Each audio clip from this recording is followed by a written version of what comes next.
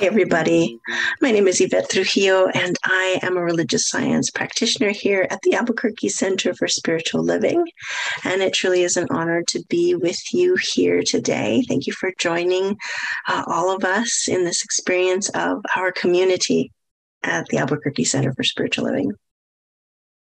And I am joining you here today to continue on the conversation that we've been having. We've gone from knowing the oneness of spirit, of the world, of everything, and then our connection to it. And from that place of knowing the oneness of the divine and all of creation, we know that we are, in fact, that one as well, that we are connected to it. And from that knowing of our oneness is this beautiful experience of self-love that begins to be born.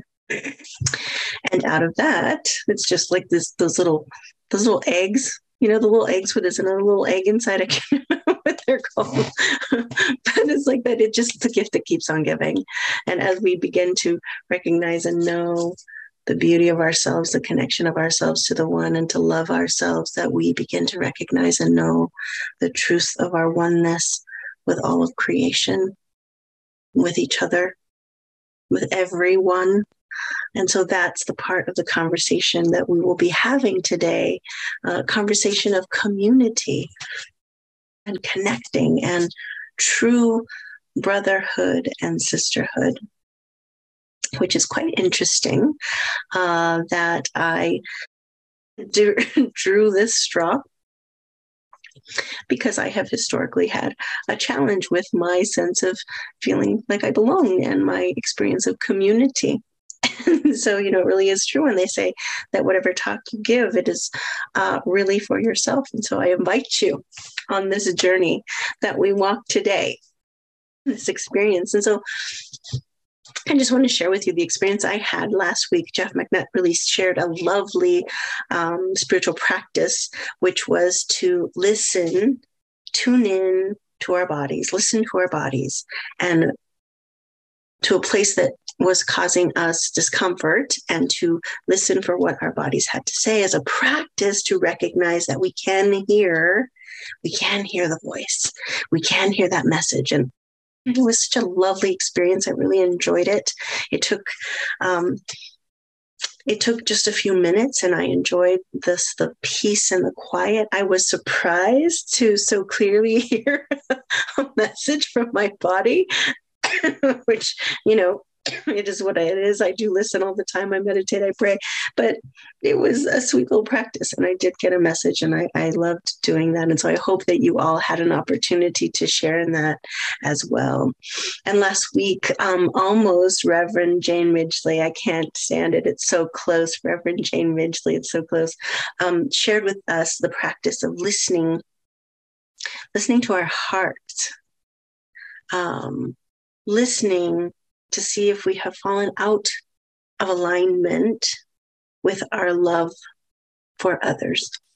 And I just found that invitation so powerful. I was very excited about it. And then as I moved through the week and started to actually think about, where are you in your alignment with your love for others? And I realized that sometimes that is not a welcome invitation for me. And it's interesting to say that when I'm out of alignment, when I am in the place of judging or being upset and complaining about the things in the world and about, quite frankly, the people in the world, that I can get a lot out of it. I actually get an experience of connection with those people that are agreeing with me. and we're all standing around and we're all complaining. We're complaining about the same thing, and we're all upset, but we're upset together, right? And in this world and in this time of such deep divisions and such separation, sometimes, those moments of connection feel special, and they're hard to let go of. There are other kinds of connection, though. But, this philosophy is not for the faint of heart. It's not always easy. And so I hope that if you didn't, that you might take on either the practice of tuning in and listening to your body, just to experience hearing the message that your body has for you. And also maybe even taking on listening to your heart to see if you are in alignment or if you have fallen out of alignment with your love for others. It's a good practice. So when we have the experience of loving ourselves deeply, when we are knowing that we are one with that beautiful presence of life, that thing that holds the stars in orbit around the sun, and that presence, that I've been thinking about spring a lot after snow. Been thinking about spring a lot, and you know, in the springtime when the little baby buds of leaves start to come out, and like in the valley, there's this little blanket of that chartreuse baby green. It takes my breath away. It's so beautiful. And when we begin to move into alignment and knowing of our oneness with the divine, it is that kind of awe-inspiring experience that I am catching myself. I am catching myself more and more awe of myself. and I'm shocked by that. I'm so surprised by that. And so it's like, again, so I get 2 for 1, right? I'm in awe of myself, and then I'm in awe that I'm in awe of myself. It's really fantastic. But this is the experience that we begin to move into in our recognition of our connection to that divine presence. That perfection and beauty and possibility is all within us.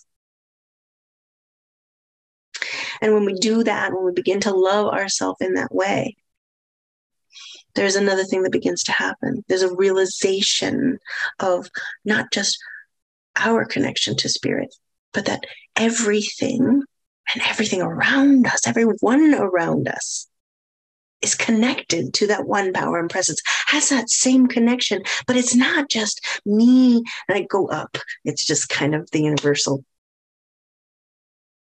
expression, but God's everywhere. I'm connected to the divine. You're connected to the divine. Your buddy sitting next to you at church is connected to the divine. We all are that awe-inspiring expression of spirit. And it's mind-blowing as you begin to truly recognize that. And that it's not just that we each individually are connected to that one power and presence, but that we each are connected to one another, that we are in fact one. And so we begin to open our eyes, and it becomes more than just the words that we say, that we're one, that we're connected. And I say that from a place of recognition. I'm not pointing fingers. I am absolutely saying that I have done that. Oh, we're one. Yeah, absolutely. We're connected. But that when we begin to truly move into loving ourselves, truly, we begin to open our eyes to the fact that we are connected to one another.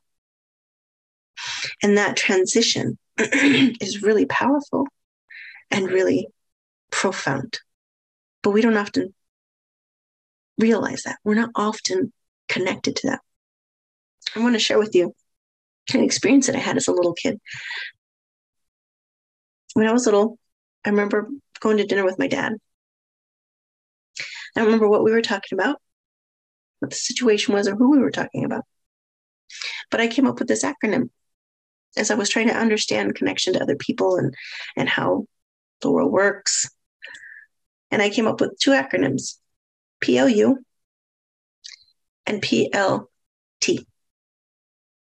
And they stood for people like us and people like them.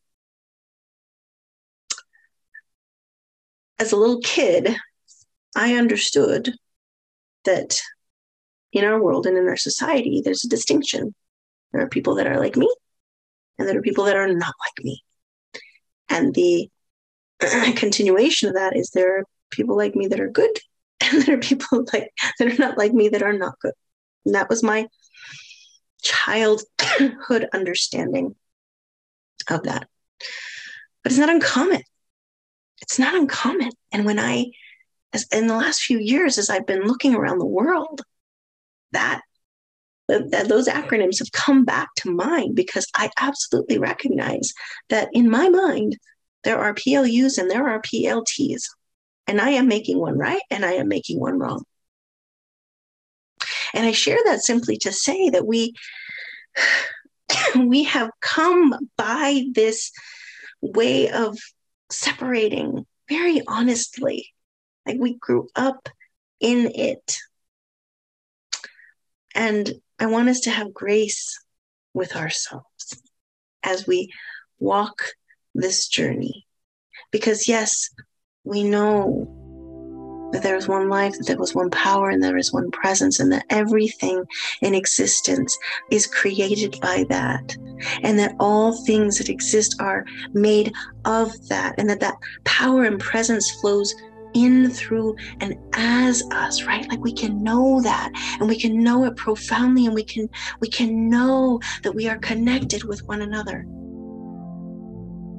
And then we can forget.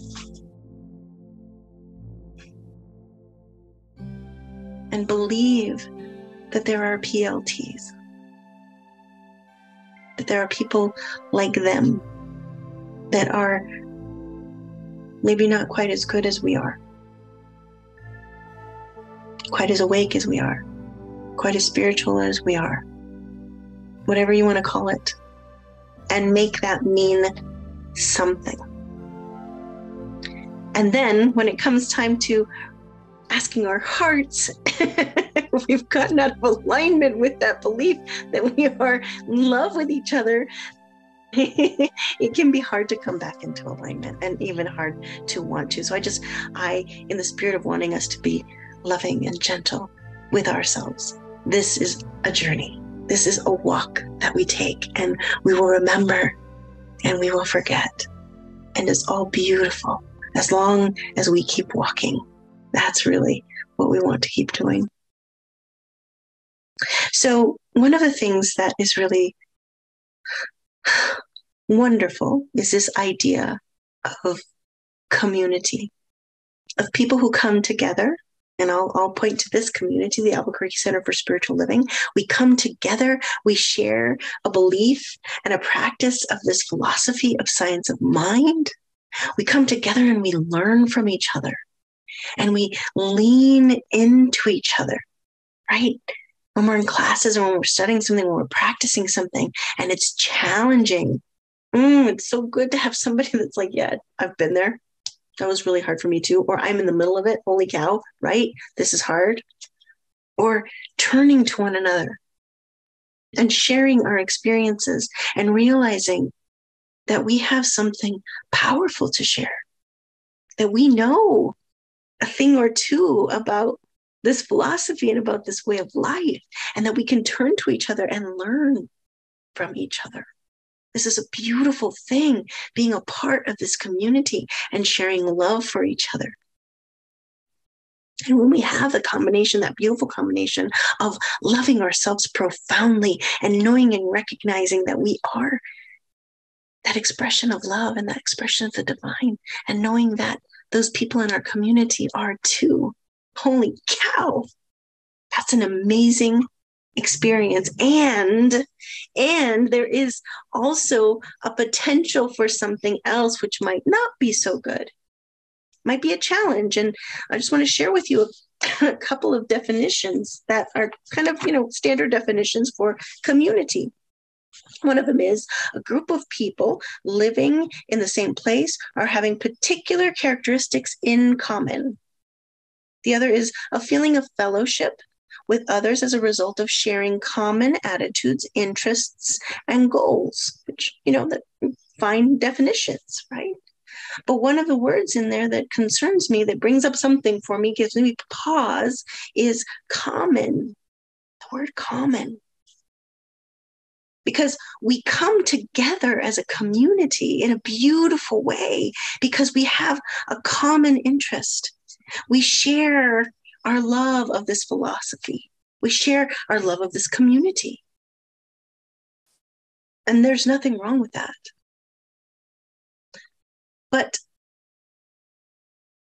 when we don't take that love and expand it beyond ourselves, just in the way that when we recognize our love for ourselves, that connection to the divine, and that realization helps to connect us to others,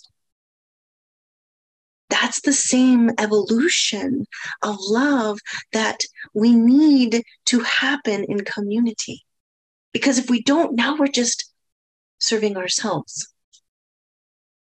self-serving. I want to read to you a quote from His Holiness the Dalai Lama.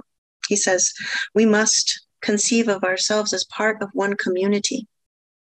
We must support that one humanity through our own spiritually based community and not put our own community ahead of that one humanity. If we want a better world for our grandchildren, we must act now. We can't continue to just regret. Change will come from education, not meditation. A sense of wholeness is a necessity. We must move from I to we.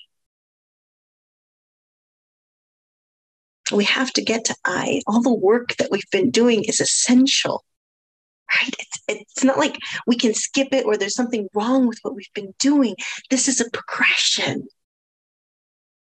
But we must move from I to we if we are to achieve a world that works for everyone.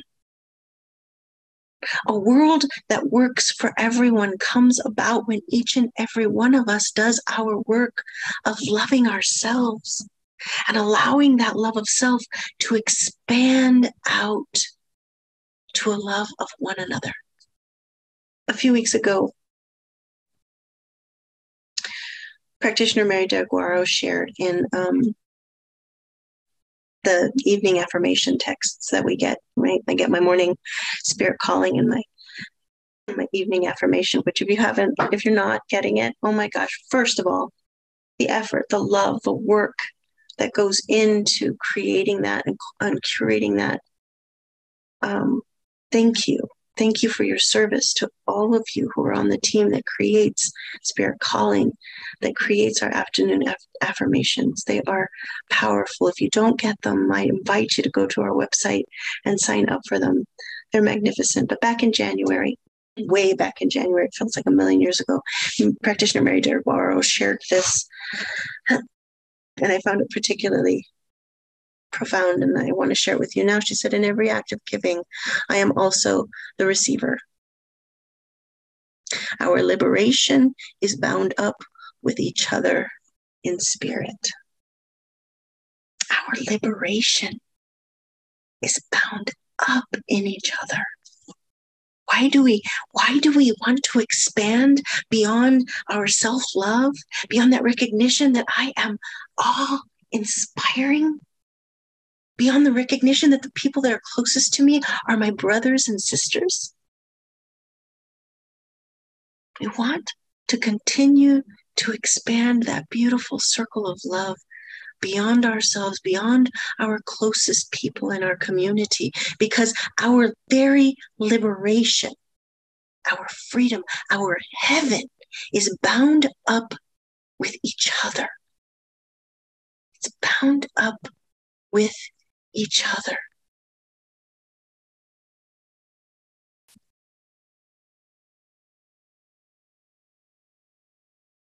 Can we trust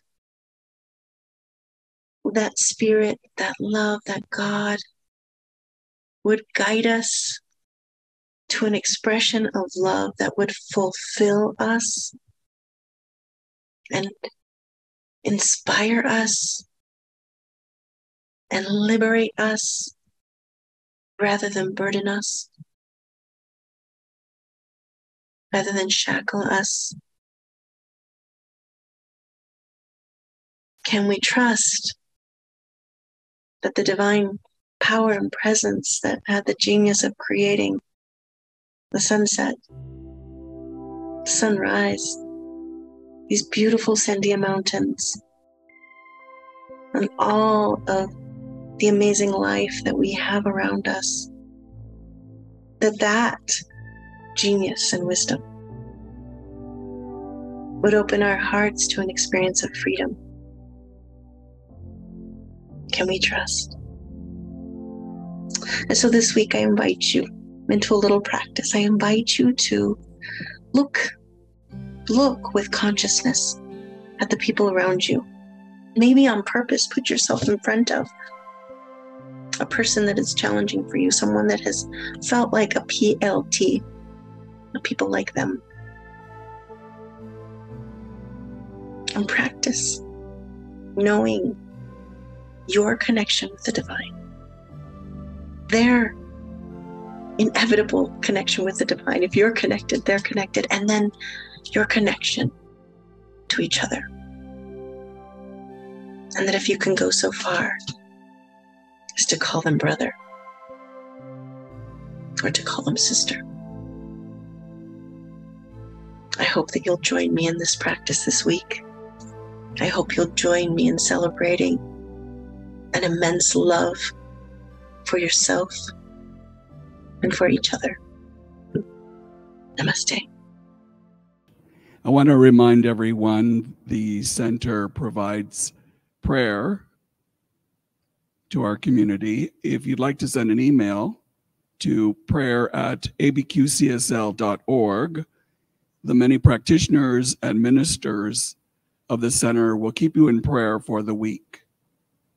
If you'd like to log on to our website at abqcsl.org, there's an opportunity on our About Us tab to identify practitioners that are willing to speak with you by phone or in person. So that option is also available. We hope you'll take advantage of it. I wanted to read a spirit call that I prepared a month or so ago while I was in my library at home. There is no greater, more precious moment in life than this one right here, right now. There is no greater time to be alive, a no more special place to be than right here, right now in community with you. Many of us have been held up in our homes, wrapped up in the injustice behind the mask of uncertainty, struggling to find our way back to community and the breath of compassion that makes us one. As I sit in my library at home, the window is slightly open. My cat wanders in and out, unaware that anything has changed in the world. He has no worries, has not had to change or abandon his lifestyle in any way. He often looks up at me with his big blue eyes as to say, "Come on now, get over it. Come outside and play with me." I am in awe of his innocence, of his precious spirit that has always known its freedom. It is in being in community that we find our breath again, our love for life again. It is in the gathering in community where we share our oneness and our compassion, where we fight the injustice of separation. It is with the deepest imaginable love that Spirit prepares for us this place in community, from I to we. For your practice today, consider opening the window of your life, allowing the oneness of community to flow in. Allow compassion to breathe from behind the mask of injustice into your precious life. For it is in the oneness of community we find compassion for the injustices of the world. We so have enjoyed having you with us here today and hope you have enjoyed our service. We hope at this time that you will help us close the program today with our affirmation. Today, I remember that my life is inextricably woven with every other life and with life itself. Thanks for being with us. Hope to see you next Sunday. Namaste.